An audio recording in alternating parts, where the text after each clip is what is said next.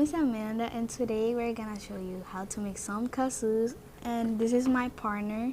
Hi guys, my name is Neishalys.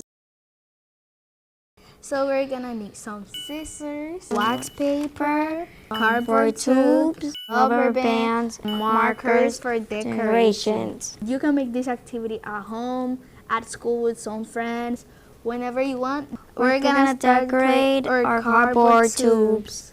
Is it easier to decorate beforehand? Because then when you wanna do something, like the rubber band is gonna bother you, and the wax paper could get drawn. Yeah, things that you should know about kazoo.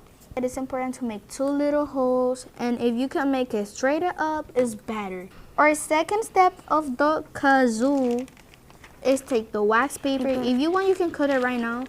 It's easier. Or you can just put it on like this. You're gonna do it like that? Yeah. I'm gonna cut it. Try to push it all the way down to have a smooth surface. Yeah. Good. So it can vibrate a little more. So you can fold it in half. Right now, it's not need to be perfect. So my partner is gonna show you. Look at the rubber band over there. So you grab the rubber band, you push it down, you put it around, you twist it again. 3 times for make it harder. You can cut it how long you want it to be, short or long. It doesn't really matter how you cut it. This is how mine looks when it's done. Thank you, Mr. Romero. You're the best for showing us. He showed us how to do this when we were learning about sound waves, a lot of sounds. So this is how it looks right now, or kazoo.